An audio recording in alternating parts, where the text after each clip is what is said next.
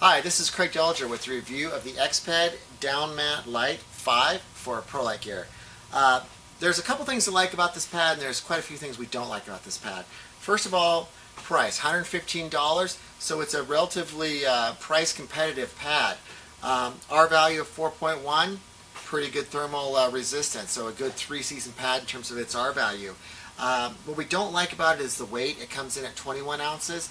And when you compare it to some of the other pads up here, the warmth to weight ratio isn't as good as like the X-Lite or the X-Therms, and it's just not a comfortable pad to sleep on. And that has to do with the way they've constructed these baffles here. They're large vertical baffles, but what they've done is welded the top fabric to the bottom fabric in between these baffles. So the baffle edges, run all the way through, and if you lay on it, especially like compare it to its related pad here, the Sinmat, where the baffles use more of an I-beam construction, this just creates a far more stable, far more comfortable pad than this. This is our least comfortable pad of all the pads we've reviewed up here. Some of the other things we don't like about this pad is the air nozzle that they've included. It's a one-way valve. And so and it comes with the pump, and you should use the pump. I'll talk about that in a second. But to deflate the valve, you've got to take this little plastic dongle that they've attached to the valve and wedge it in between the one-way valve so you can let the air escape. So that's just kind of kludgy how you have to do that. You want to use the pump that comes with this. And the pump weighs an extra 2 ounces, so you're up to 23 ounces for the full kit. The reason you want to use the pad, or the pump that comes with this, is that they've put down insulation in here.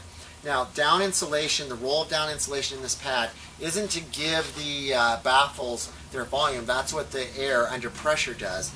The role of the down insulation here is to create obstacles inside each air chamber to reduce the microcurrents that happen due to convection.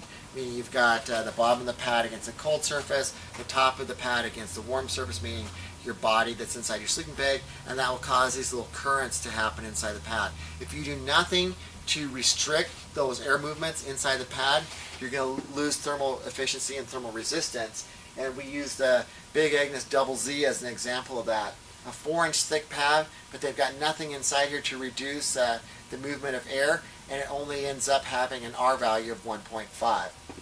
So the reason you have to use the pump with this to pump it up is that if you inflate this using your breath, you're going to be blowing moisture into this, and we know what happens to down plumes when they're exposed to moisture. They start to collapse, and so you're going to start to reduce the effectiveness that down insulation is playing in these baffles to reduce the movement of air flowing around in these baffles. So also, you're going to want to make sure that you store this pad properly, and I'll put together a separate video on that, but you want to store it upside down with the valve propped open using that little dongle that they've included. So, $115 pad with an R value of 4.1, that's pretty good.